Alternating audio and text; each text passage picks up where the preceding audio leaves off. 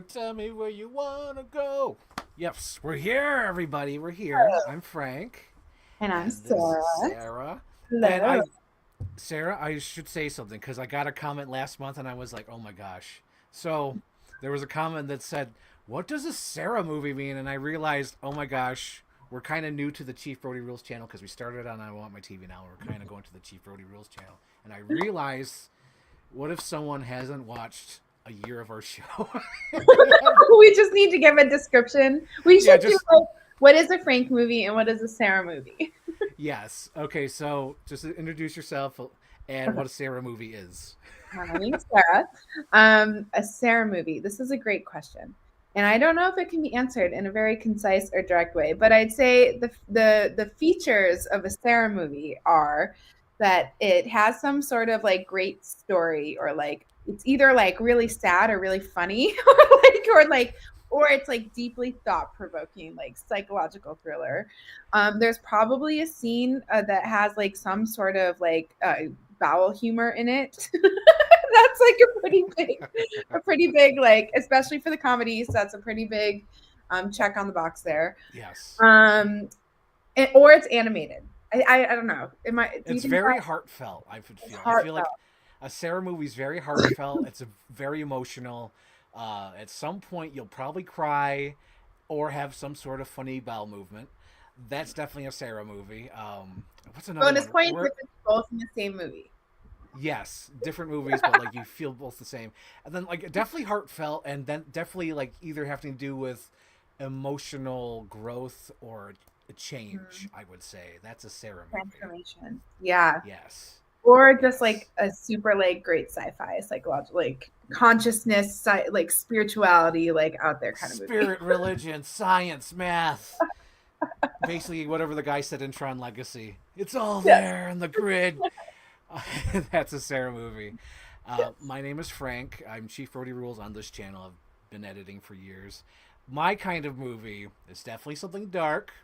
Probably, again, psychological, or probably someone doing something on their own, or they have to get through something on their own, or have to deal with a monster, or I think we've already done Silence of the Lambs, we've done Long Legs, we've done Halloween, we've done like all my big heavy hitters. Even Days Confused, where it's like an ensemble piece, where it's like nostalgia. That's another thing of mine, nostalgia, I would say. And oh god, what other movies? Like I did Scanner Darkly, but yeah, it's like usually sometimes they're dark and then they're like really weird. Like really, you picked that one, or but they're like movies that I want to talk about because I feel like some of them have been forgotten, like A Scanner Darkly or Breakdown, like today's Oh, that's a episode. good movie. Oh my Also, god, yeah. your movie, like, I feel like your movies have like a strong dynamic of good and evil in them. Like Oh yeah, there's always like a dynamic, like the good versus evil kind of thing going on. I would say so. Yeah, I think there's definitely that where there's definitely a villain or there's something like they have to go after or something. Yes. Yes. But yeah, I think that's perfectly explains both of our movies because I was like, oh my god, completely forgot because we're like 2 years into this, so we have like inside terms or whatever. So someone who's just like tuning in, like, what the hell are you guys talking about? So like, that's what we're on. That's what we're on. But today we picked thrillers, and I picked Breakdown, starring Kurt Russell, and then we have Sarah who The picked Prestige, a The good Christopher Nolan Prestige. pick. Yes, it's so funny because like this movie actually. Okay, Sarah, this is totally. I feel like it's what a relief. Today I had enough time to reset my computer, restart it. It had no problems this Nice. time, like it's had for the last couple times. And then the other thing was I actually watched both movies. I had time to watch both Wow, movies. what a day. I watched one on Friday night and one yesterday last night, and I'm like, I feel good. Like, Same here. I felt good. I'm like, yes, I did it. Oh my gosh, because like a lot of times, audience, like I know my movie so much where it's like I don't need to watch it again. But like this time, I'm like, you know what? I'm gonna make time to watch these movies, and it was good. And I want to start with Sarah's because that's fresh on my mind. So Sarah, talk about your pick. yes. So, The Prestige is a great. It's like good Christopher Nolan piece. Um, and it's set what in like the 1920s ish, probably. I think like the 20s, Probably, or maybe 30s, even they. Oh yeah, the Tesla's there. So yeah, it's got to be like the early the 1900s. 10s, I would say. maybe. Yeah. Yeah, sometime in the late Mm-hmm. 18, early 1900s. Mm-hmm. And it's about this feud between two up and coming rising magicians. that started because I can never remember character names, so we're going to go with actors because Christian Bale was Yes. his character is unsure of what knot that he tied in the beautiful assistant's hands. She was doing this trick where she was getting dropped into a bucket of water, a tank of water. She had to, shimmy her way out of the knot and come out in the big reveal, right? Mm-hmm. And so there's Christian Bale's character and there's Hugh Jackman's character, and they seem like at the beginning like they're friendly rivals. I didn't not too much animosity, but Hugh Jackman's character is married to the beautiful assistant, and there's the ultimate tragedy, and also Michael Keaton's there, which he just makes everything. Michael Caine. He's the best. Oh, Michael Caine. Yes, he's the best. And she ends up dying, and it thus creating this big feud between the two magicians. So kind of throughout the movie, you're just seeing the dynamic of them sabotaging each other. At one point, Hugh Jackman's character shoots off two of Christian Bale's fingers and a stunt gone wrong, and Christian Bale's character takes over a show. But there's something weird going on because Christian Bale's character has this amazing transporting man trick, and nobody can understand how is he doing this, right? But of course Michael Caine gets it from the first. It's a double. Obviously. Right. Of course, Michael Caine's character is a illusion, he designs illusions. Yeah. And so Hugh Jackman drives himself motherfucking crazy trying to figure out how this guy is doing this trick, and he becomes obsessed. And also we have a little bit of Scarlett Johansson action there, which is this before she got really big, because it was so weird to see her in kind of a smaller role. It was in 2006. 2006. I guess it's before she really hit it big, because I feel like she was always there. She's in Home Alone 3. Yeah. She's the voice of Neptune's daughter in SpongeBob. She was in this Spirit a couple years later. So she's still working, but I don't think she's a big name until Natasha. It was so weird to see her in that. It was cool, but weird to see her in that role. Also, Americans are terrible doing British accents, but that's in the same. Absolutely terrible. Anyway, it's real bad. It's so bad. So anyways, Hugh Jackman drives himself crazy trying to figure out this stunt. He ends up going to the Nikola Tesla, and somehow they invent this machine that duplicates things. And we see where this is going, the Transporting Man Act. But it creates a copy. So it was so good. Oh my God, I have so many things to say. First of all, I mean, at the end, it's a great end. I won't give it away. We'll probably talk about it. Yeah, we're going to talk about spoilers, full spoilers. It's been out for 20 years. We're fine. Yeah, this is fair.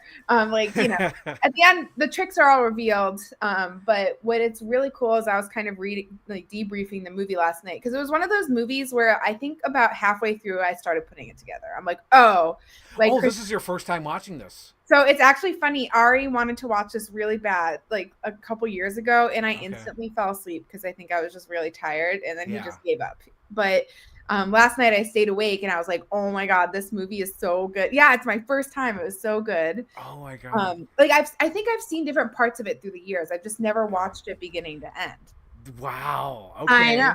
This is amazing. So it was so good because as I was reading it, the whole premise is magical acts happen in 3 stages. So there's the reveal or the pledge. The pledge, which is the turn, and the prestige. And then the prestige, yes. So the pledge is oh, look at this bird, and the turn is bird goes away, and then the prestige is the bird comes back, right?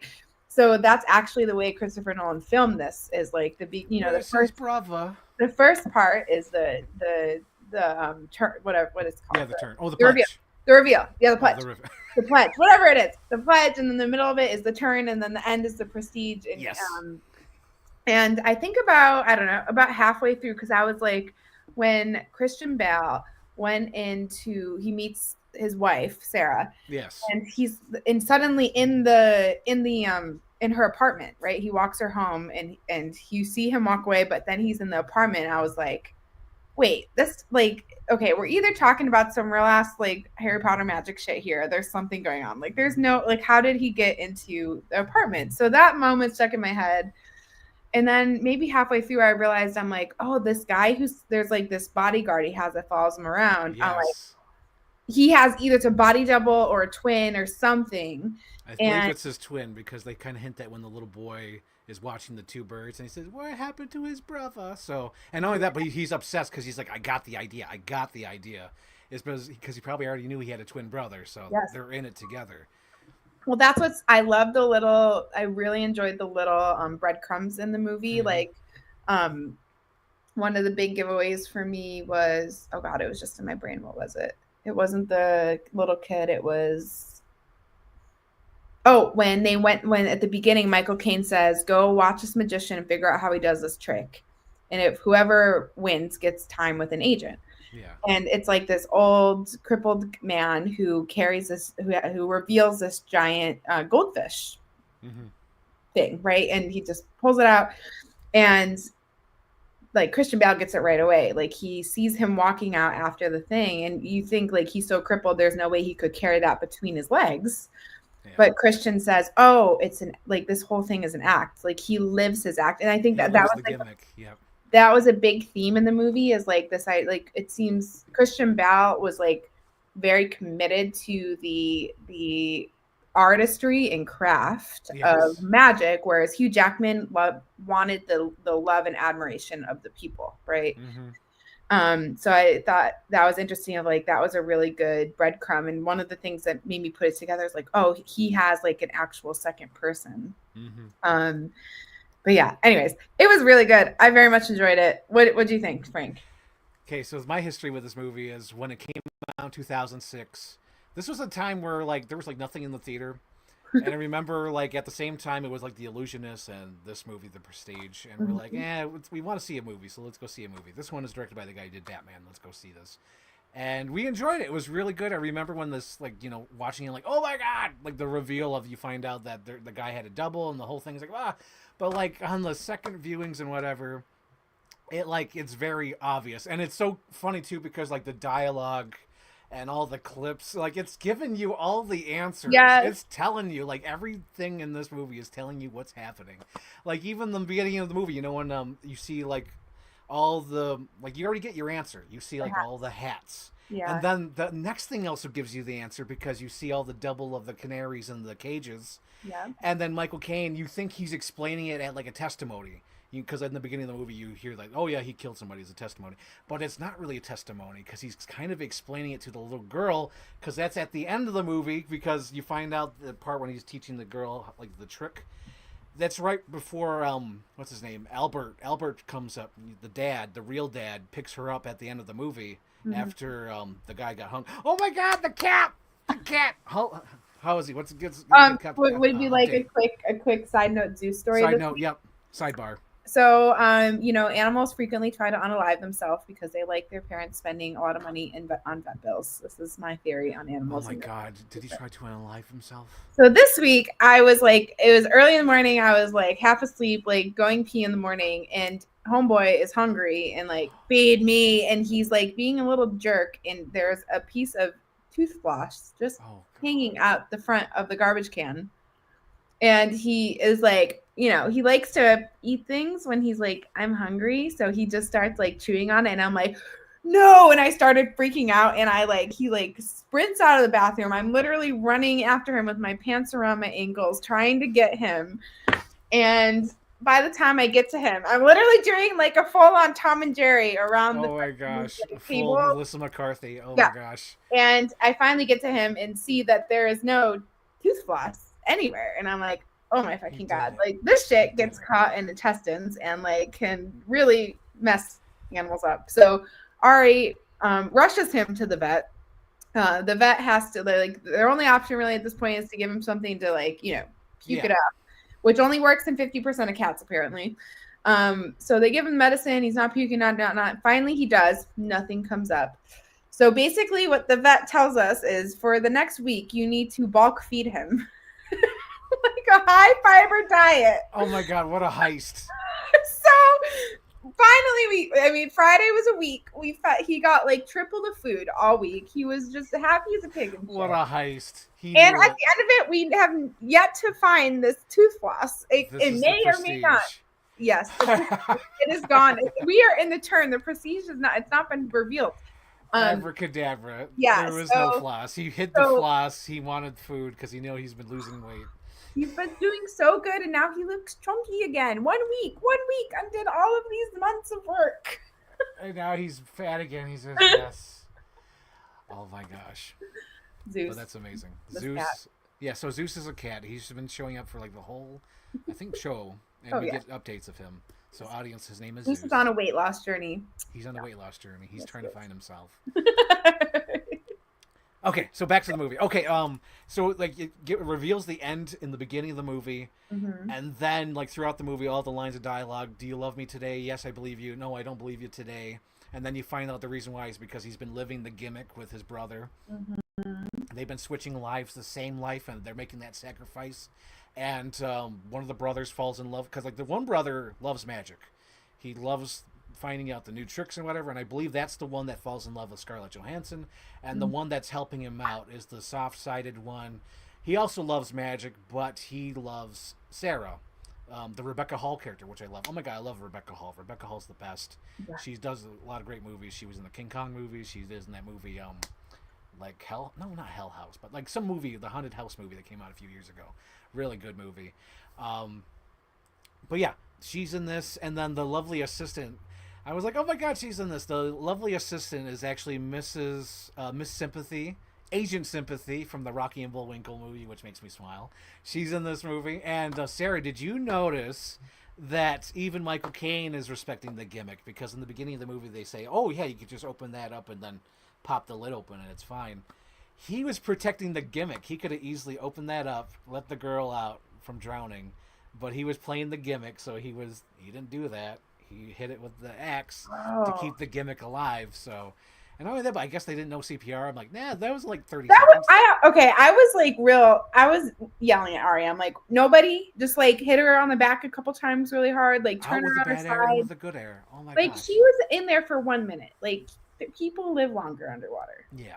And she could have coughed it up. Oh my gosh. They had a chance. They didn't try hard enough. That felt like And then the reason, like you in the beginning of the movie, you think that maybe it's guilt. Like, oh my god, I forgot. I don't know what knot I tied. But it's because they're different brothers. So he really doesn't know what knot was tied because the other brother could have tied that different knot that they wanted. I never put those two together. Yeah, so that's why he was like, oh, I don't know what knot I tied. You're supposed to think like, oh, it's guilt. Oh, he doesn't really know, but it's the other brother that did the knot, so he really doesn't know. And then, what's the other thing I really like about this movie? Oh yeah, so like every time I see a movie that I haven't seen in a long time, like I've seen this probably I think this is probably maybe my 5th or 6th time in my whole life watching this. So like it's been a long time since I watched this, and I was like, let me see if there's something new, something I catch. And there was. One of the magicians in the movie is Ricky Jay. He is from Paul Thomas Anderson movies. He was in Boogie Nights. He was in Magnolia. He's a real magician, or a real life magician who did it on talk shows and stuff. Okay. And he was in this. I was like, oh hot damn, Ricky Jay's in this. Amazing. Yeah, I forget what part he's in. He's like the guy on the stage, and I don't know. I'm trying to remember what part it is because there's so many on stage moments, and with Christopher Nolan, he's like messing with editing. This is another one of those movies where he's messing with time. Oh my god! But this is the least timey movie. I feel like. I mean, other than Batman, that's pretty straightforward. But like this one. No, because he's still kind of because like the beginning of the movie is the end of the movie. That's true. That's true. And they're jumping back and forth in time and showing different things. Because you might think it's happening at that moment, but it's not really happening at that moment. Yeah. Or so he's like messing with time and perception because it's almost like filmmaking or whatever. He's telling you what's going to happen, and you well, that's like the first thing that Michael Caine says when he's narrating the beginning is like, it's right in front of you, but you don't want to look, right? And that's the whole movie. Like it's right in front of you, but you don't want to know, right? You want to believe. It's so good. Well, yeah. What else did I notice this time while watching it? Let's see, Rebecca Hall, Michael Caine, and then it was nice to see David Bowie again because I remember when he passed away. That was really sad. So to see him again in this movie. Oh, and Andy Serkis. Andy Serkis was in this. I forgot he was in this. He was the little assistant. And it's so funny because this one he's like hot off Lord of the Rings, and then he just did King Kong. That's the first thing Ari said to me. Is that Smeagol? Yes, Smeagol. Looks like it. Yep, that was him. He's in this. Oh yeah, he's another Marvel guy. He was the guy in the Black Panther movie. Yeah. But yeah, it was good. It was good stuff. And so Sarah. Yes. Isn't it kind of weird that like the original Hugh Jackman is kind of dead? Like. Say more. because it clones him. Oh So yeah. So like I thought he's that was really like that. Oh, I just threw it. I thought that was really interesting because he was like it. I was wondering on some level, was it like a way to punish himself because his wife died? Because he was dying the same way she died every night. that's a good wow, I didn't even think of that one. That is a good catch. I like Yeah, because that. like every night, like over 100 times, he's dying the same way she did in the tank. That's right. It Yeah. probably holy cripe, it's his own punishment. That's a good read. I like that.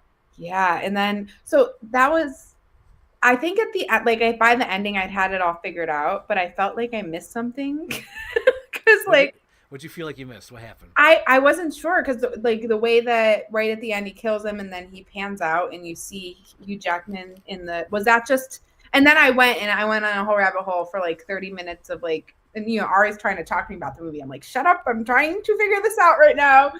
Um was it just to make it abundantly clear to people who didn't realize he was being cloned or like I think so. Just to okay, because spell I'm it like out. I already got this, but now I feel like I didn't get it. Yeah. Yeah, because why would he keep all himself? But I think that's just to show it off. Like, ooh, he's been cloning himself this whole time. And I do like that he's punishing himself because I'm not sure. I don't think so. I think it's at the end because like it's right after. Because after he gets explained this, then he gets shot Mm-hmm. by Christian Bale. But he's been told that no, it was painful to die or painful to drown. It was Right. agony, and Mm-hmm. then he gets shot. Because I was kind of thinking, oh, that'd be so cool. But no, it's like right after. But yeah, it's just to show that he's been getting cloned this whole time over and over. And the original one's probably long dead because the gag of the trick is that he drops to the stage, drowns, and then he pops up somewhere else. Same But then I memories just and all kept that. thinking, like, they pop up somewhere else with all the same memories. And do you remember dying every time?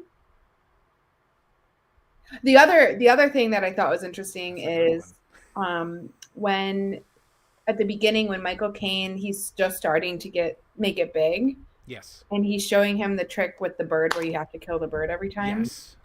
I and the line was like, I don't, he said something like, at some point you have to make a sacrifice. And he does that every night because he's like, I'm Yeah, gonna kill birds, and then he ends up killing himself every night. yeah. That's good stuff. I was also, I mean, I get it. He wants to preserve the trick, but there's part of me that's like, why don't you just clone one of you and then you just do the transport a man every night? You know what I mean? Like, That is true. That is true. But I like he mean, was you so could obsessed. He was so obsessed in thinking it was a cloning machine. Meanwhile, it was just a freaking double the whole time. yeah. The And simple answer was he's most often the right answer, but he just wouldn't accept it. so, why do you think? Okay, when Christian Bale read his diary, like, Okay, he's reading Hugh Jackman's diary. Okay. yeah, but he thinks it's not true. Oh, Hugh Jackman doesn't think. Remember, Christian Bale gave it back to the guy, and he's like, "This isn't real. This isn't his diary." Oh, because he had a little twist at the end, right? I'm trying. Oh God, I'm trying to remember. Okay, so they're both reading each other's diaries. One diary was like a fake by Christian Bale. Yes, That but was fake. one And then the Hugh Jackman one, was there's real. like another reveal. There's like another That's where twist. you discover the Tesla machine. No, so the Tesla machine's real. Yeah. But I'm trying to think what was the twist. What was the twist? Oh yeah, the twist was that he's Lord Codwell or something, right? But Oh, I missed that. something I don't know. I forgot that part. I do. I don't know what happened at that point. I might have been getting. How Oh, also like do you just buy a lordship? Like how do you just become a lord? Or like do you just make up a name? Like I think you just hit like a certain price point of saving also money. like how They never explained his money either. Where is his money coming from? I mean it must be from all the success. Or he seemed wealthy to begin with, didn't he? Yeah, that's what I was just thinking. Like, I think he was wealthy to begin with because he goes to that hotel to live there Yeah. indefinitely until And like Tesla Christian figures Bale's it not out. wealthy. Like he makes Oh yeah, Christian Bale's like definitely not wealthy now. and yeah, and then it also never explains I mean like okay, how did nobody notice that that was the same guy? Like he didn't look that much. He had a mustache and a beard. Like It was a simpler time, Sarah. They didn't even recognize that Hugh Jackman had. Oh wait, oh my God, Sarah. Oh my God, I found out this fun fact about the. Remember Hugh Jackman finds the drunk who looks like him. yeah, So apparently Hugh Jackman doesn't have earlobes. They're just like straight up ears with no Wait, I earlobes. have to look this up. Real Hugh Jackman has like no ears. So when they were doing the movie to tell the difference between the doubles, they put fake earlobes on the drunk double. Oh, that's That's funny. the difference Does he between the look two. He looks so familiar, or they look so similar. Just to make a difference between them because Hugh Jackman doesn't have earlobes. Yeah, I see that. It's like connected. Yeah, it's just straight up ear. So when they did the movie, they made it like a little makeup to give him an earlobe for the drunk, just to show that there's a slight difference between the two doubles. Oh, that was Hugh Jackman playing himself. Yes. Okay, see this. Okay, I say like, how could nobody know? And then I watch this whole fucking movie, and I'm like, And you're like, Hugh Jackman is so great, you can't tell he's playing two different characters. Oh my gosh, Becky Boo. Good. Stopping by to say hello. Hope Sarah loved the Prestige. Yes, thank you for the rec. Yes, it was so good. So good. So good. Okay, so how many roses do you give the Prestige? This is like a solid like 2.5. It's real good. I really enjoyed it. I mean, I feel like most Christopher Nolan films are just like, yeah, this is pretty good for his fifth movie. Oh, I think this is what I always said. I always said that his most personal movie was Interstellar, and I think this is his best movie. Oh, I totally watched Interstellar last week too, or 2 weeks ago. Don't let me leave, Murph. Man, he's dealing with like real pain in that movie. I don't know. He's dealing with something in that movie. I feel like Interstellar is his personal one, but how old was he when he did this film? How old is Christopher Nolan? I have no idea. I always said that this was his best one, but I think Oppenheimer might have taken over. I mean, that was a really good. I don't know. I mean, it was a good movie, but I'm trying. He was only 54. He must have been really young when he did this movie. So 54 subtract 19, whatever that is. Christopher. Let's do the math. Nolan. Where's my calculator? My calculator. 54 subtract 19 is 35. He was 35 when he did Prestige. Oh my god! Oh my god, he's my age. Oh. I'm like, I'm not doing enough with my life. He already made 5 movies. Oh my gosh. We haven't gotten to Breakdown yet. We're finishing up. We're finishing up. Okay, so the Prestige, I would give it. I think I'm going to give it 2. Yeah, give it 2 just because like of all the other movies that came after, because he's always improving. Like The Dark Knight came after this, and then freaking Interstellar, and then like Oppenheimer. Interstellar was so good. He made some freaking bangers after. One of my favorite Christopher Nolan films is Tenet. Yes. I fucking love it. Have you seen that one? I've seen it maybe once and a half. I watched it on a plane the first time, which was funny because the screen's like this big. But I recently made Ari watch it, and I'm just like, just so. It's like that's one of those movies that you just want to be able to watch it for the first time again. I saw it in the theater during COVID. Nice. So I was like one of the only people in the theater, and we watched it, and then like there's reverse and then forward. And then there's a plane crash, and then you find out Robert Pattinson and the Spencer move. Buddy. The Spencer, or what is it? Who's Spencer?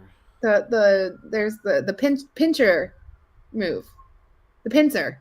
That's like the name of the it's like a war tactic. The pincer.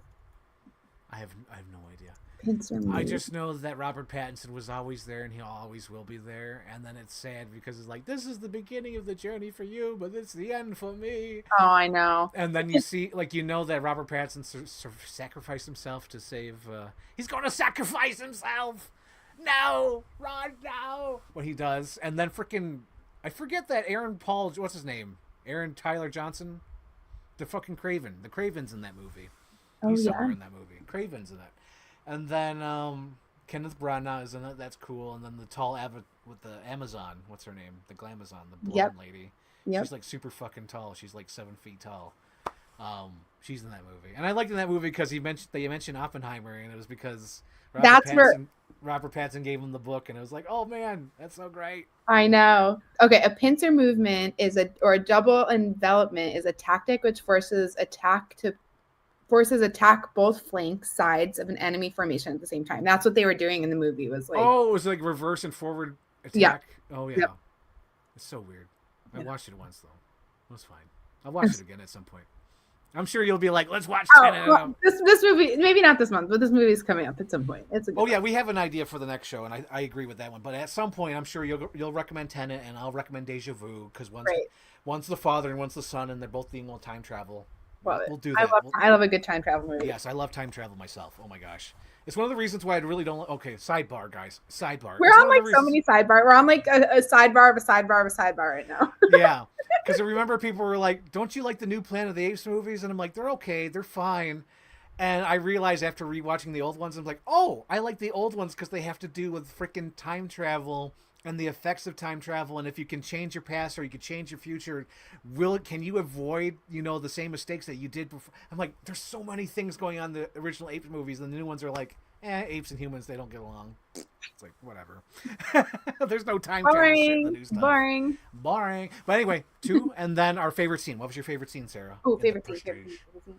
Ooh, there's so many good scenes. I never prepare for this question. I know it's coming every time. I'm going to try to prepare while you prepare. You always ask it first too. So,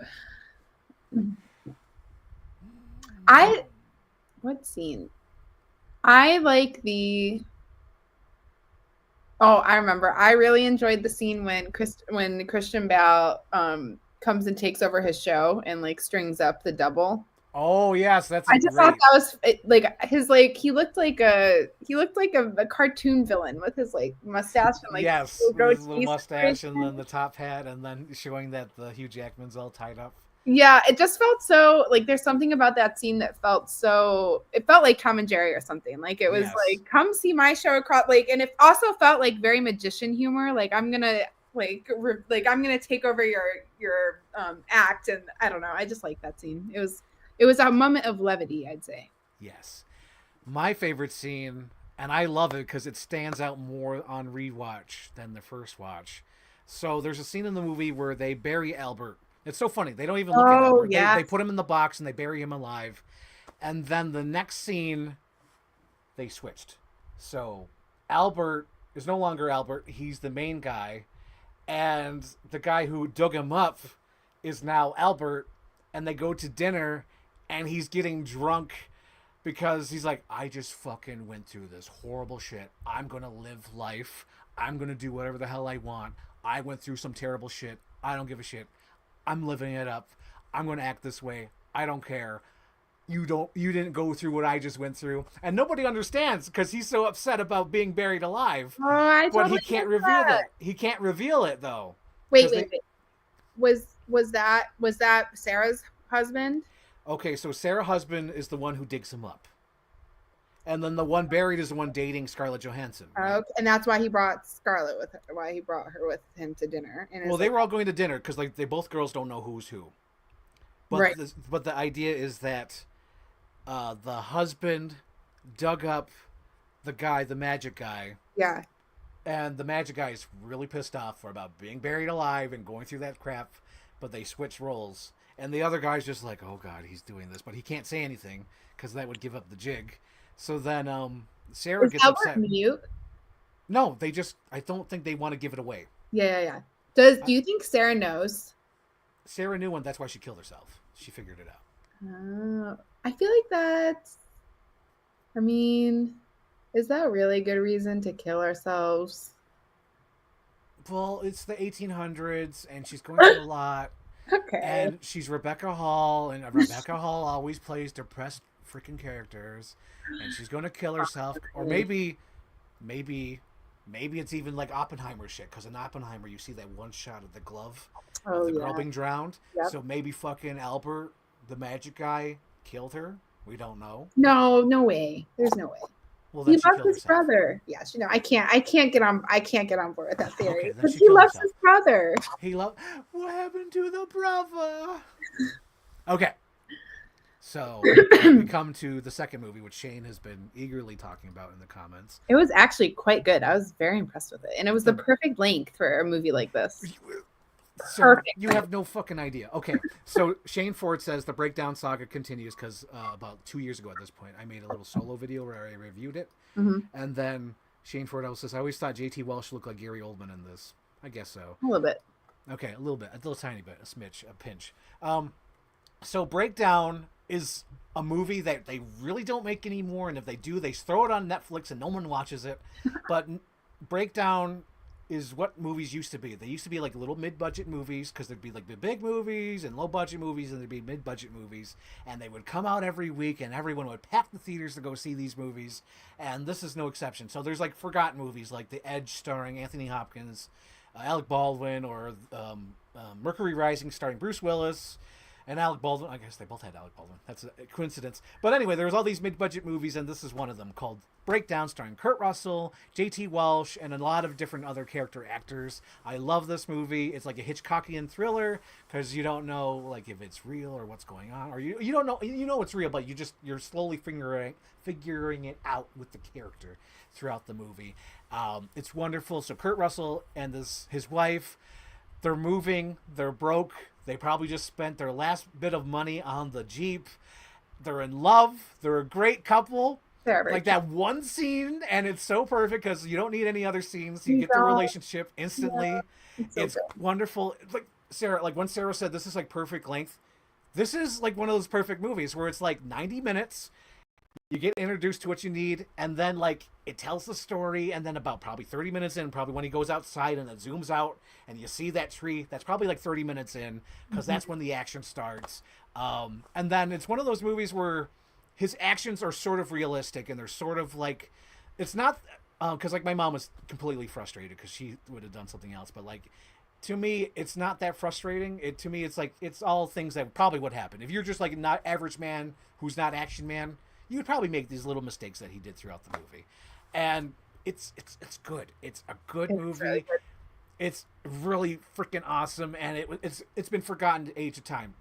Like Sarah, like when I first did my recommendation like a few years ago to my friend, like the whole movie was out of print. I think the only way you can get the movie was like on DVD from the $5 bin. I shared the movie like a digital copy to my friend Stuart. He watched it, and then it wasn't until like maybe 3 years ago, maybe 4, where they finally made a Blu-ray of this movie and released it like proper. I had to rent it from Prime. Yeah, it's like hard to find. It's one of those movies where it's like really been forgotten to the sands of time. But this was like one of those movies that came out. It probably made like a little bit of money when it came out, and then probably made gangbusters on home video because this is one that I caught on home video as a kid. I watched it at my grandma's house. Did you get it from the $5 movie bin at Walmart? That's yep, and then years later, $5 movie bin movie. It was. I did get it from the $5 bin at Walmart when they had those. That was my dad's jam. Like we had so many $5 movies. Oh yeah. Oh my god. There were so many deals in that $5 bin. You have no idea. But this was one of them. But yeah, to me, it's one of those perfect movies. It's like on the road movie where it's like, you know, what's that movie I watched? Road Games. I love Road Games. That's like an Australian movie where it's a similar kind of thing where they see a murder and they chase it down. It's basically a Rear Window on the road, and this is sort of similar like that, where like the wife gets kidnapped and you got to figure out like, oh god, what's going on, what's happening. But it's so good. Sarah, what did you think? Okay, I'm not gonna lie, when it first came on, my stomach sank a little bit because I'm like, oh my god, it's gonna be another movie like the Warm one. Oh, you thought it was going to be like Tremors? That's hilarious. Oh my god! I was like, no, it's set in the middle of nowhere and there's dirt everywhere. It's gonna be one of those movies. And then I like read the description. I'm like, okay, we're fine. We're being real. You're fine. You're fine. But no, it was like I was pleasantly surprised. Because I'm not like, you know. Usually if I go back to like old movies, I've been on like a real Julia Roberts and Sandra Bullock kick. Like, you know, I go back to Pretty Woman. I just watched 2 Week Notice today. Like that's kind of like my 90s era. Like Frank has a very different 90s era of movie. So I was like a little nervous, but I really enjoyed it. Like it was it felt like kind of the real man version of, what's that one we watched at Christmas with Bruce Willis? Die Hard. Yeah, it felt like the real guy, like, you know, Die Hard's like, you know, like the action-packed one, where like helicopters and terrorists. You know, right? Like this guy is just an average fucking Joe with like a tech job. He's so average. That's what I love about this movie. Because Kurt Russell always plays the badass fucking guy who always saves the day. In this one, he's just average man. Yeah, he's probably just like an office worker. He doesn't do anything. But, you know, like can't really shoot a gun. Like, you know, there's not these crazy action scenes. Like gets caught right away, right? Like he makes his way out, and then like instantly he's spying on them and gets caught. And I'm like, oh man. But no, I thought it was really enjoyable. I like the pacing of it was perfect. Like that Oh, it it's so had that perfect. It's like a perfect tight pacing. 90, and I love it. Yeah, because sometimes it's 90 minutes. And you're like that wasn't enough, or sometimes it's like 2.5 hours. You're like, oh my god, Hmm. that could have been 90 minutes, right? But it kept the story moving along really quickly. Hmm. And I was also kind of reflecting on like how it's so interesting in different movies, like the POV that you get as a viewer. Like sometimes You're with Kurt Russell this whole freaking time. yeah, like Yeah. I was with Kurt Russell. I'm like, where the fuck did this girl go? What's going on here? Are the police involved? Like, who can we trust here, right? Hmm. And then definitely when this is probably my favorite scene, but like when he finally like gets them and and then I felt bad for the wife and kid, but when she realizes like her husband's a piece of shit and they shove him down into the basement, and I'm like, oh, it's so good. I love that scene because like he's gonna give like his monologue speech, and like Kurt Russell's like, "Nah, we're not doing Yeah, this. just get down Like, there. get down there, fuck you." Oh my But I gosh, mean, I love that. I was also a little annoyed at that part because I'm like, bro, why didn't you just kill him? Like, why are we just like, why? He's still average man. He can't kill anybody. I know, And the thing is, Sarah, the action is earned. So at the end of the right? movie, it gets all Mad Max on the road, and they're chasing each other, and it feels earned. It's not Yeah. over like it is over the top, but at that point, you're on board. You're like, all right, let's do this. Also, I was just like, how did they film that scene with the semi truck going over the bridge? Oh, that was a mixture of like real size stuff and miniatures. Really? Yeah, there's a lot of miniatures. Like the vehicle's probably like this big, and they just filmed it real close. Wait, wait a minute. Yes, I need some a of that stuff is little. a fake truck. I need a film education here. Tell me more. Say more. Explain this to me. Okay, so Sarah, there is sometimes miniatures used in movies, and it happens all the time, like even in the Dark Knight. So give you an example, Sarah, of miniatures. Mm-hmm. Um, so in the Dark Knight, you know the scene where the tumbler, the Batmobile, comes to the garbage truck and it hits the ceiling and then they slide. Mm-hmm. Those are like huge miniatures. Those aren't real size vehicles. Those are huge miniatures, and they built a set to look like that. So in this movie, they built a bridge, probably had like a little lit background, and they had like a scaled down size of the truck. Like how And they when we're talking miniatures, are we like we're like this bit? Like what's Oh, it depends. It depends. Like okay? sometimes, oh my god. So like, I'm trying to think, because like in the movie The Dark Knight, so like the miniatures are probably this big. Like the garbage truck's probably like about like this big. Okay, okay, okay. And then like in this movie, it's possible that that truck, or at least the close-ups of the truck, were probably about this size. It's probably just like a truck that's the same truck. They just film it like real close up, so just like you see like the tire real quick as it's going over, Uh-huh. you know. But But yeah, then there's how did they film those parts where they're like fighting on the Well, that was probably like actual like location, probably not that high up, and they're probably already strapped to it. But like it's a mixture. Like they cut just some shots where You it's think like, it was an actual truck they were fighting on? Like hanging over a bridge or like a green well, screen? like or they could just had it like on the ground and then just filmed Mhm. it close. It's not really hanging. Interesting. You know what I mean? But yeah, they just find ways to cheat or film around it. That's what I love about this movie too. It's like it's all real shit. It's not like Yeah, CGI. It's not fake. Or it is fake, I should say, but you know what I mean. It's not like CGI. It's not computer yeah. generated. It's genuine. You could touch that truck, you could touch that miniature, you could touch the scene, you could touch that set. Everything is there. It's physical things made for this movie, and that's so cool. But yeah, they use some miniatures from some of the close-ups, and then some of them they probably just filmed like real close-up, so it's like on the ground. It's Oh my safe god, it for them makes to me do. want to go watch that scene again and be like, wait. Yeah. But you'll probably notice it too. You'll be like, okay, that shot's fake, or not. I should say that's shot's miniature, and then that's real, and that's miniature, and that's real. But yeah, they did a pretty decent job for that because they Yeah. cut away perfect. It's almost like all those scenes with Alvy. Oh, what's his name? Alfred. Mhm. What the hell? What's his name? Is it Albert? Albert in that movie because like there's shots of Christian Bale in that stupid makeup, Yes. and they just cut away real quick, but they leave it enough there you get an impression of what Albert looks like. He So really it's the same doesn't thing look like that guy is that's a good disguise. because he had like puffy He put cheeks yeah, they put and a the chin and the caramels. mustache. Yeah. Yeah.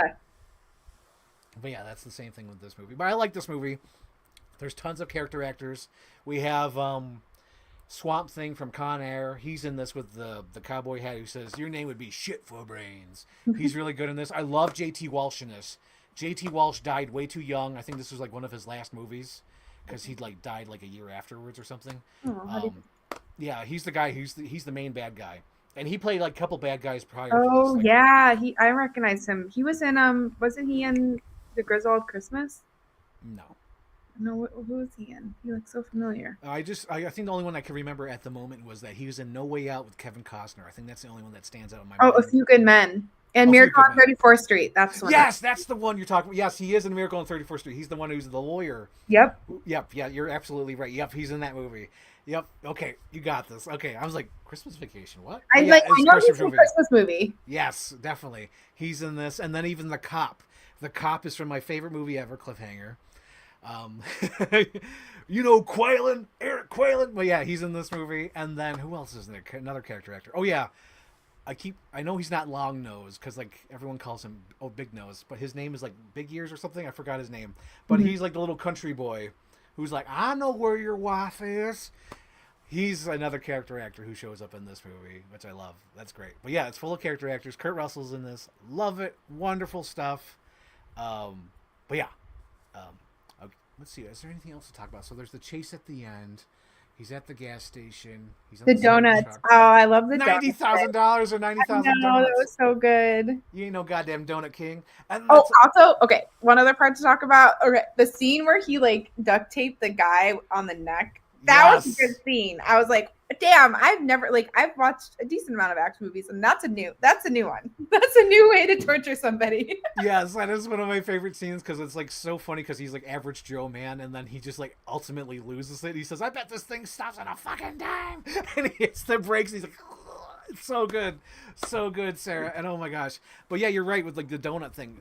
As I always say, Sarah, I love movies that set up and pay off, and this one has a lot of them that set up and pay off. The only one that doesn't pay off, because like there's a scene that's so specific and it doesn't pay off.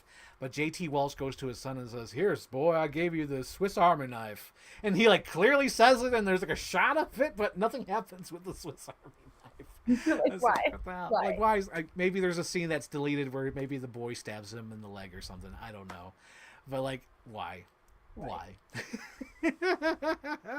But it's so good, Sarah. Good movie. It was a good rec. I enjoyed it. It was pleasantly surprised. Glad you enjoyed it, Sarah. Thank you, Sarah. Thank you. And I highly recommend it to anybody if you can watch it or catch it somewhere because I feel like it's a very good Sunday afternoon rainy day movie. Absolutely. Because it's like home, you don't have to commit a ton of time. You don't have to commit a ton of emotional or mental energy. It's just like a good watch. You just relax. Yeah. Let's relax and watch people be kidnapped and shoot. And it's one of those things too. It's like you could take a break. You're like, okay, he's on the side of the truck. I can do laundry. Come back. I was cooking, making. What was I doing? I was cooking the whole time I was watching it. It was perfect, and it's also one of those movies that has a really satisfying ending. Yes. Oh my God! When he like hits the chain and he pulls him down, and then look in his eyes and down he goes. Yeah, that was good. Oh, did you know that was Kurt Russell's idea? Because Kurt Russell is supposed to pull the cord, but they're like, the wife hasn't done anything. Let the wife do that. So in that movie, it was his idea to let the wife kill the dude. I was like, perfect. So good. Oh my gosh. And then it just ends. It just ends, Sarah. It's so good. Like when the movie ends, it just ends. Yeah. And there's two different kinds of movies, Sarah. There's one with Prestige where you have to watch and pay attention to like what the fuck's going on. And then there's movies where like, I gotta cook. I gotta, make some invites. I gotta relax. I got laundry to do, and you just put in the breakdown. It's perfect. Yeah, it's good. That's also why I like my '90s, like my 2 Weeks Notice, Pretty Woman. Which other one did I watch? Another Julia Roberts one. Notting Hill. Like these are good Sunday chore movies. These are good pieces, Marcus. I love it. Okay, so favorite scene, Sarah. What's your favorite scene? Was definitely. Oh, I think I already said what it was. Was it the seatbelt scene? Oh, the seatbelt scene. That was really good. That's one of them, and they're so good. Just like that. I think that's like my like little like inner like masochistic part. I'm like, oh, that's so good. It's so good. And then I also really like the scene where he's shoving them all into the locks it. I'm just like, there's just something sad. It's just satisfying. It's satisfying. It feels good. Mm-hmm. Yeah, I have to agree. I think that is my favorite scene when he has the guy in the seat and he says, "I bet this thing stops on a dime." It's so good. But let me try to find a different scene though. Let me find a different scene. I think I do like when he goes to the bank and he gets all those little paper things and it's very close to the other scene we're talking about. But I love that he puts like $100 bills on the outside and like wraps them up with like the little note or whatever, those stickers. I do love that.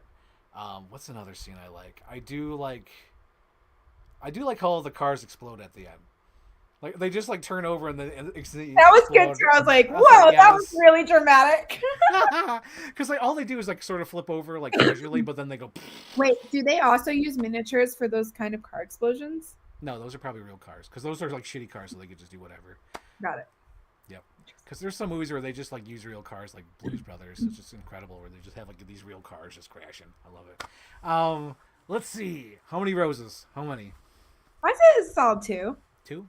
It's solid 2. Like this is a good, like I would watch. I would put this on if I'm like again Sunday night Sunday chore day movie. Mm-hmm. It's definitely like one of those. It's like you can definitely see like there's other movies that probably lifted from this. It's because like I feel like this is like. I think if you know this movie, you know this movie, and you know it's like a good example of like action and suspense and thrillers and so good. So I'm gonna give this. I might give it a 3 just because I want to give it that little boost. I'm gonna give it a 3. Maybe 2.5. No, yeah, 2.5. Because if I were to give it a 3, it would have to be like maybe there'd have to be a little more quips because there's no quips in this movie. I feel like there should have been like a quip here or there, just like a little bit, a little tiny bit. A little quip that would have been good. Yeah, a little quip here and there. Well, other than the Donut King, you ain't no Donut King. I love that. That's iconic to this movie. $90,000. Or 90,000 donuts. And it's so funny too because they think they're rich and they're just not. They're all broke. I know they're probably like the guys who kidnap them have more money than they do. That's the best part. Absolutely, that's so crazy about it. Like they probably have more money. Oh my gosh, they're just so broke. Okay, Sarah. So now we're at our new section of the show, which we. What are you watching? What are you watching? What's your recommendations? What are you watching? Okay, I'm sucked into the Severance. Okay, I have 3 TV shows going on right now, which is stressful for me because and they're all TV shows that are coming out one at a time, which I fucking hate. I don't want to go back to watching a show on Thursday nights. I want to be a couch potato and a gremlin and sit there and binge watch shit for like 1 week and be done with the season and move on with my life. So this has been a very stressful couple weeks because I'm watching Reacher, I'm watching White Lotus, and I'm watching Severance. Oh God. Yeah. Oh my God, Sarah, you're in it. I'm in it. And then it's stressful because like Ari wants to watch it right away. And when it comes out on the weekend, I'm like, no, weekends are for movies. Weekdays are for series. so when we watch it on the weekends, we have nothing to watch during the weekdays. So then I had to start another TV show called 3 Women for the weekday nights. Anyways. So here's my brief overview. Reacher is like just one of those. He's the big dude. I love that dude. Big dude. Yeah, Alan Rickman. Yeah. Ari got me into the show. It's a total Ari show, but it's like one of those shows that's really easy to get sucked into because each season is self-contained. Like Reacher's it's the same character but different, like in adventures. Adventures. You always know at the end of the season there's going to be a satisfying ending, which is really good because the Severance season finale came out yesterday, and I postponed watching it so I could watch The Prestige. I just want you to know that. And I know it's going to be deeply unsatisfying, so I'm glad I heard it was satisfying, though. I heard that it's satisfying. Like, I haven't even got on social media because I didn't want to know. I know, because everyone spoils everything the instant comes out. That's just sickening. It's sickening. It is. So, anyways, Reacher. Oh my God, Reacher's been very good. There's one more episode there. I've been watching Severance, which tonight we're watching the season finale. I'm very excited. And then White Lotus, the seasons, I like White Lotus.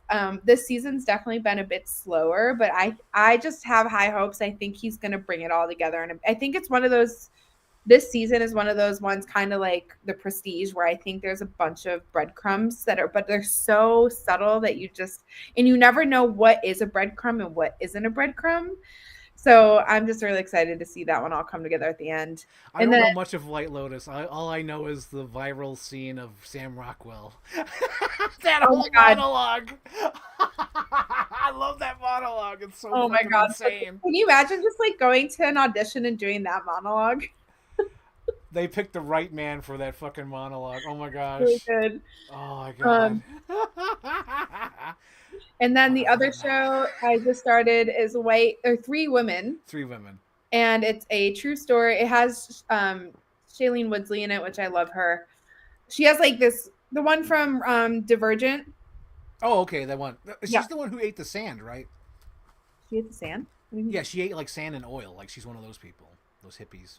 Oh, Yeah, she's a hippie part. Yeah, I think she ate sand because like, oh, it's good for your health, and everyone's like, Oh, okay. I didn't know that. I know she's one of those that's really protesting before. Yeah, she's one of Yeah. those people. She has like this great in this show. She has like this crazy frizzy curly hair. It looks so good, and it's a true story about. She plays the author who actually wrote this book about three women in the United States, and like it's a story about their desire, and so it follows these three women, and so far two of them are about affairs, and the third one is about a young girl who's when she was in high school, her teacher and her had an affair. So I think it's a like kind of one of those affair, desire, female empowerment kind of movies or shows, but it's a good one just to like today I needed something to do while I was brushing Bindi right before this, so it was like a good one to put on in the background too. Yeah.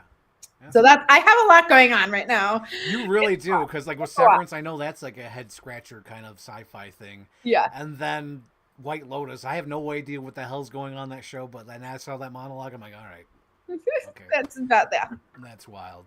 So what I'm going through this month is like, here's some of the movies I watched recently. So I watched just yesterday. I watched Snow White, the new Disney movie. Oh, how was it? I enjoyed it. But I started realizing after the movie, I'm like, wait, they set that up and then it didn't really pay off. And they set that up and that didn't pay off. I don't want to spoil it for you because I want you to go see it. Yeah. Because it's enjoyable enough to go see it. I don't know. But here's the thing, Sarah. I love Snow White. Mm-hmm. I love the original cartoon. Mm-hmm. I love everything about it. I have like the dolls. I like the movie. I have it like memorized. I re-edited it on YouTube. People know this and watch the channel. Mm-hmm. They know I love Snow White. But like maybe that's why I liked it. Yeah. You know what I mean?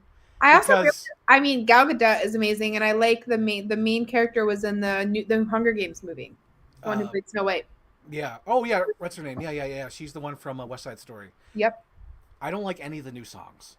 They're not memorable. They're not memorable at all. And I do like the Queen scene, the evil Queen scene, because that is so camp. Mm-hmm. That is like camp. That is like, oh my god, that's like Uma Thurman and Batman and Robin, like Poison Ivy camp. I love that. That's my jam. I love that. But everything else is like, it was okay. I liked it. I enjoyed it, but like maybe it's because I love Snow White. I don't know. I don't know. So that's my little caveat. And then I watched the Looney Tunes movie, The Day the Earth Blew Up. Fucking amazing on the big screen. Recommend it. If it's still playing in your theaters, please go see it, guys. Whoever's watching this, please go watch The Day the Earth Blew Up. Support the Looney Tunes movie. Make sure it gets the money so we can get that Coyote versus Acme movie. Please. But Sarah, so it's a new Looney Tunes movie in the theaters. Okay. Warner Brothers wanted to write it off as a tax write-off and put it in a vault, but some little company called Ketchup Entertainment bought the movie and released it, but since they didn't have that much money, they couldn't really advertise it that much. Mm-hmm. So they just kind of just dropped it in the theater silently. But it's a good movie. It's a 2D animated movie starring Porky Pig and Daffy Duck. Hilarious. Go see it. Mm-hmm. The other movie that was out that we seen recently was the Robert De Niro movie. I missed the first part because I was watching Snow White, so I snuck in to see the after scene because my mom was in the movie. So I wanted to sneak in there, and I was cracking up because apparently... I love the movie Analyze This, and at the beginning of the movie they talk about this big giant meeting that happened in Western New York or upside New York or whatever, upstate New York. And like all these mobsters went there, and then all these police came in and they all ran out funny. Ooh, what's the new De Niro movie? It's called like Palo Alto or something, where Robert De Niro plays Robert De Niro, and it's like an old mobster movie. But apparently that mob meeting in upstate New York was real, and that's the third act of the movie. And I'm like, oh my god, this is hilarious! I can't believe it's real. And they really got some like fierce Italian actors to play the mobsters, and it's just hilarious. But I love that as well. That was good. And then I'm trying to think what else came out. Sarah, oh yeah, Novocaine. Novocaine was good. I like that. We saw one other movie in theater this month. Which one was it? Didn't you? I think you told me. What was it? Oh, I wish I could remember. I really want to see the new Robert Pattinson movie. Oh, Mickey 17. That's good. I like that one. Did you see it? Yes. That's good. And he's basically playing Steve Buscemi from Fargo, which just cracked me up because halfway through the movie, I'm like, holy shit, he sounds exactly like Steve Buscemi. That's hilarious. Oh my god, I love you know how I feel about Steve Buscemi. Oh yeah. Oh my gosh. And then like I think Mark Ruffalo is such a brave actor because in that movie he gives such an over top performance as that president or whatever. Like I can feel it. Like I can feel like if you're giving that performance on stage or in front of people might be thinking like, I don't know, I think that's over the top, or like I don't think that's gonna work. And even as I'm watching the movie, I'm like, I don't think it works in some scenes, but like it's so over the top and so brave and so ridiculous, and that he just lets himself go. It's almost on the same level of what's that movie with Emma Stone where she plays the Frankenstein girl? Oh my God, Pretty Little Poor Things. Things. Poor Poor Things. Things. Yeah. It's almost the same level of stupidity Ooh. role of him doing that stuff. It's Which so movie is great. this? Mickey 17. Mickey 7. Mark. Oh, I can't wait. I can't wait to see Yep. that. Oh, Go see that. the movie that I saw, which I did have a brief obsession with, like obsessively researching it and watching the document. We watched Last Breath. Oh my God, Sarah, that is a Sarah movie. It was so good. I'm not gonna lie. Jesus Christ, Sarah, that's such a Sarah movie. What the fuck? Of all movies to go see in the theater, you go see Last Breath. Okay, Jesus Christ. One. Our closest movie theater that's walking distance is Alamo, which I fucking love the Alamo, but we have very limited movies to choose from. Oh my God, I saw that movie, Sarah. What the fuck? So, one, limited movies to choose from. Two, it was really fucking good. I literally watched a movie and I came this poor man who's marrying me. I came home and I'm like, we're watching the documentary now, and it's literally the documentary is the movie. exact same thing as the movie, but I'm like, I need to hear it from their words. And then I went on to watch like all the interviews and read all the stories, and Ari's just like, can we please get past this phase that you're in? That's hysterical, because I remember watching that movie. I'm like, well, that was certainly a movie. Because even though it's like, here's the thing, audience.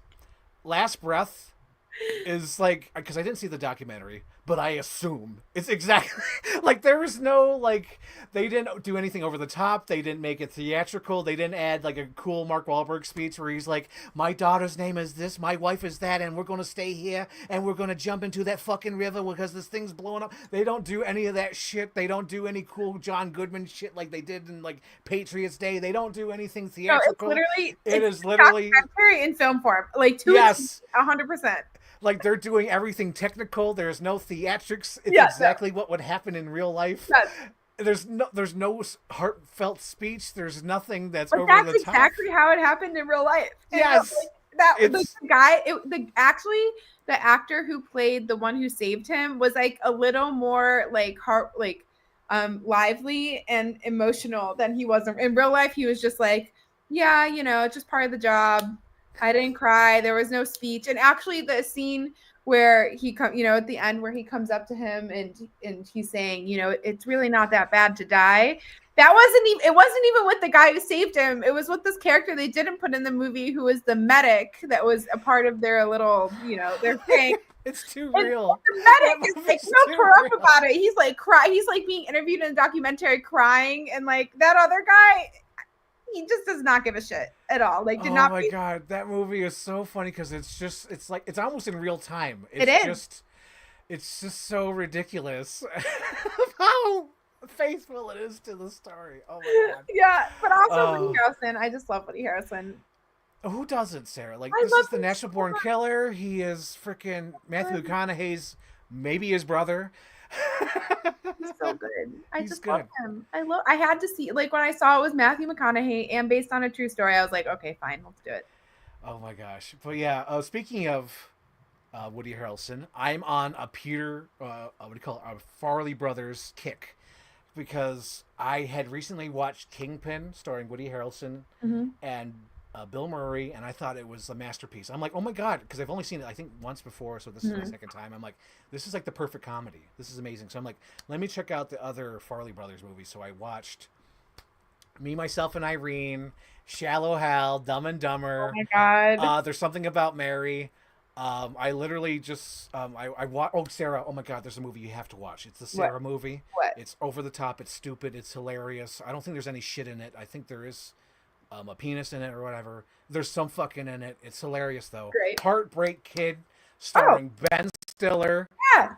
Hilarious. Oh yeah, yes, love that movie. That is a fucking Sarah movie. After school movie for me. Like when I come home with my family, like watch that movie 100%. Heartbreak Kid is freaking hysterical, and I just love after they get married, he finds out all about her, that she doesn't really have a job, and that was really her crackhead boyfriend.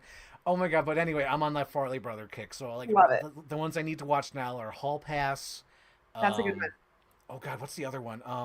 Stuck on You, Fever Pitch, and I think I got to rewatch The Three Stooges. I know I already like it.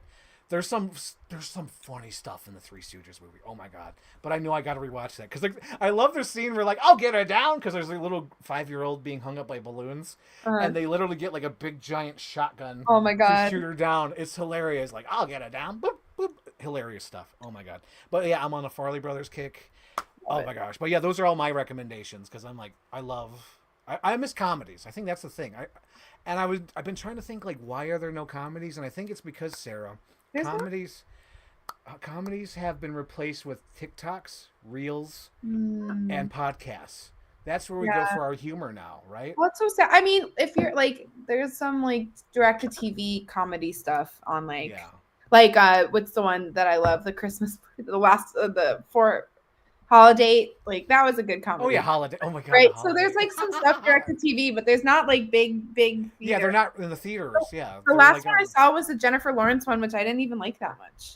Oh yeah, No Hard Feelings. Yeah, wasn't that? And I was bummed because I love Jennifer Lawrence. That was one of the ones I actually did like, and it was one Yeah. of the reasons why is because I had old man picks for music. I was like, oh my God, this is like someone like me if I were to pick the soundtrack. Like Sarah, I can't believe a modern day movie with Jennifer Lawrence as the lead role ended with fucking Bob Seger. Someday will you come to me? I was like, oh my God, why? Why in the 2023 or whatever 2024 movie is a movie ending with Bob Seger? I love it. I love it though. Oh my God, guys. Oh, well, thank you for it. I think that's everything, right? Oh yeah. So Next Sarah, month, next month we're gonna do musicals musicals. because when we logged on, I was singing The Greatest Showman because of the Prestige, of course. Yes, And she's like, "Oh my God, we should do musicals." I was like, "I'm there, man. I already was at know. Walmart. I bought The Sound of Music. I'm there, man." I already know what I'm making you watch. You're It's gonna my make favorite. It's actually my favorite. It will be the theme of my bachelorette party. You're watching Hamilton. Oh God, where's that? It's on Disney Plus. Oh shit, I gotta get Disney Plus. Well, I gotta make it worth. I'll make a list of movies I can watch. There's so many good movies. And WandaVision's on Disney Plus. There's I like hate good WandaVision.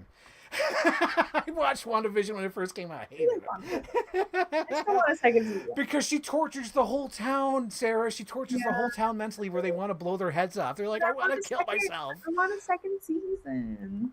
Oh, yeah, that's fair. But, like, there's White Vision. White Vision like, goes off, and where's he been? And, like, I don't know. It didn't make sense to me, Sarah. I didn't like it.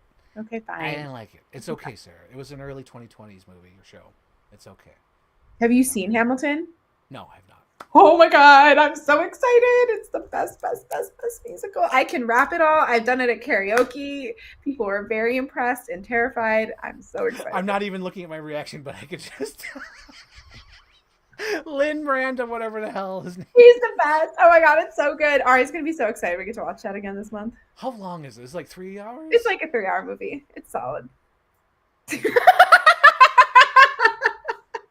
Instantly canceling with Disney Plus after I'm watching. Yeah, but I'm okay with watching it though. To be honest, I'm okay with it because I'll finally be on the know. I'll be like, Yep, okay, at least you're gonna come to the dark side. Come to the dark You're gonna be like side. playing it like, you know, the ALEXANDER. We are meant to be a colony that lives independently. It's so funny. I'm like, okay, this is great. I'm gonna see like an old musical I haven't seen before, and it's Hamilton. It's Hamilton. You're like, well, if it makes you feel better, my second choice was South Pacific because I fucking love that movie, but I feel like you really need to see Hamilton. Okay, I'll But see Hamilton. South Pacific's also very good. Okay, so what's my musical? Do I pick Sound of Music? That's a good one. Do I pick Singing in the Rain? I've never seen Singing in the Rain, actually.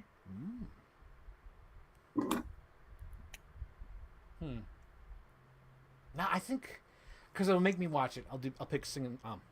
What's the Sound of Music. Yeah, The Sound of Music. hills are alive. Live with the Sound of Music. Because I've seen it once. It's I a haven't good seen one. it since, and I just got the Blu-ray, so I'm like, I'm set. I'm there. Perfect. Love it. Yep. We'll do that. Sound of Music, Hamilton, musicals. Damn it, we're doing it. It's happening. We have to come with our jazz hands. Oh my gosh! Yes, we're doing musicals. Yeah, it'll be fun. It'll be fun. I'll check my Voodoo first before. Yes. Hopefully Hamilton is like on there, but if it's only on Disney Plus, I guess that's fine. It's Because so what's good. Disney? How much is Disney Plus these days? What's that going for? I have no idea. I paid way too much money on streaming services. Netflix just It's raised going my up, price to like $20, and I'm like, I don't think Netflix is worth it. Like, I don't. I rarely watch Netflix. dude. Like I was supposed to watch Saturday Night with Becky, Mhm. and we found out with her. I guess there's different tiers that she can't even watch all the movies on Netflix because you have to pay an extra tier to watch Saturday Night on Netflix. That's It so was so dumb. weird. Yeah, I know. I'm like, When what it the first hell? You're came out, paying? it was like $5 a month. This is such bullshit. Yeah, I was back there. I was back in the day. It was $5 a month for DVD and streaming, which is Yeah, crazy. And now you don't get DVDs because they've all been thrown out or whatever. so dumb. It's crazy. It's crazy. And like I can't do streaming. Whenever I think of streaming, I'm like, I'm like you. I'm like, I don't watch it enough. I don't watch Netflix enough to keep it for Yeah. a monthly thing, you know. And if I did, I'd be wasting it on something like Seinfeld. It's like, don't waste it on Seinfeld. What the hell are you doing? It's like, ugh. But Hamilton will be fine. I'll be fine with that. I'll It'll be probably alright. get like the cheapest one. It'll be fine. It'll be fine. It'll be great. It'll be great. It'll be You'll great. love It'll it. be great. It'll be great.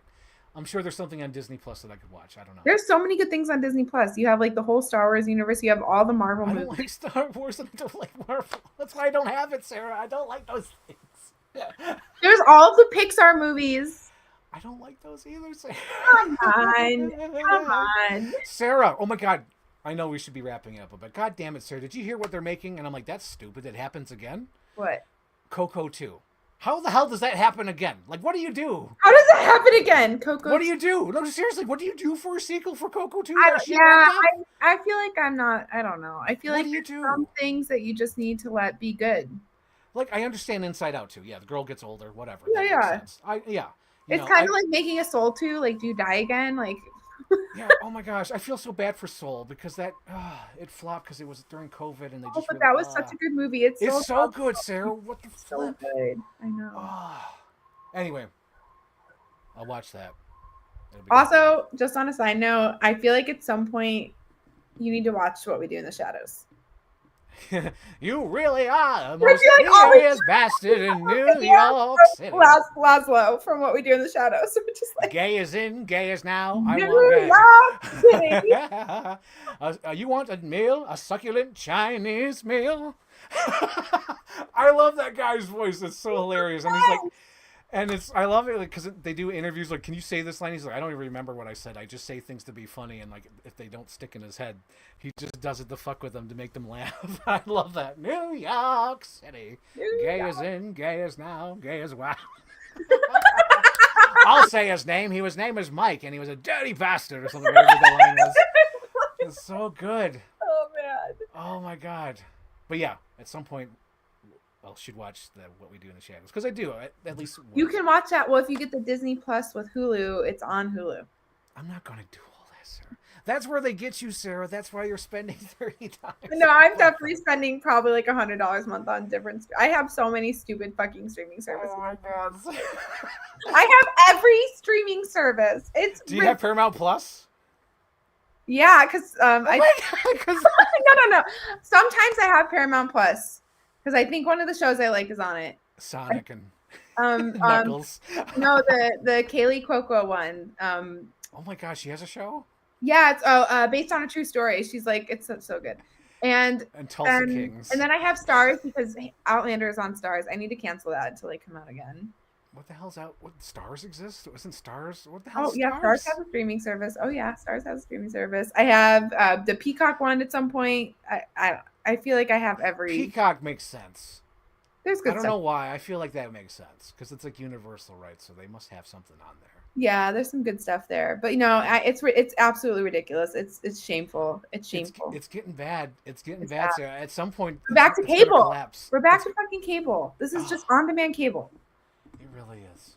Yeah, cable's probably cheaper than like streaming at this point. It's so funny when they try to sell cable. I'm like, why? I don't want commercials. Why would I want commercials? But now we have fucking Ari like loses his shit because I refuse to pay. Like Netflix now has a tier with commercials, which we may be getting soon because they keep raising their prices. But yeah, because it's like $25 a month for no commercials. And yeah, that's insane. Hulu and Disney, we have commercials, and he loses his mind. He can't stand it. I'm like, I'm sorry, I'm too cheap. We have too many streaming services. We can't afford the luxury of no commercials.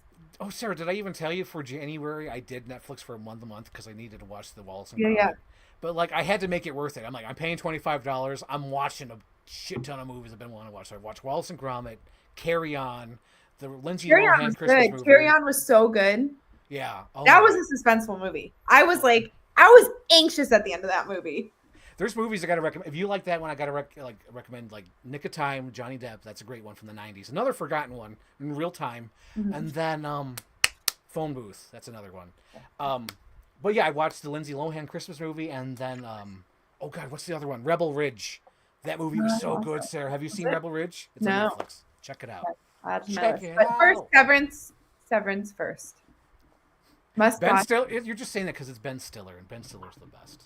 I can't believe he's a director, and I can't believe he's like a good director. He's a really great. He's the one who did Tropic Thunder, which is insane. Like he did Tropic Thunder, and like that's like a masterpiece. Like you don't even have to do anything else in your life. You did Tropic Thunder. That's the most perfect movie He ever. just always plays that same character, and I just feel like that's who he is in real life. But he's a really fucking good director, and it's shocking. He is so good. Oh my God! I just rewatched the Cable Guy because I'm in Sarah. I'm even like in a Jim Carrey phase. I rewatched Liar Liar and Cable Guy. Like that dude was on fire during the '90s. That Jim Carrey character. Oh my gosh. Yeah. Anyway, we talked a lot about. We got wrapped We this got up. stuff. Musicals next month. So excited. Yeah, musicals next month. So excited. Thank you guys for watching. Leave a comment down below. What recommendations do you have for us? What other TV shows? What other ridiculous streaming services out there? You know, let us know. Tell us. Please tell us. So thank you for watching. See you next Bye. time. Bye and stream.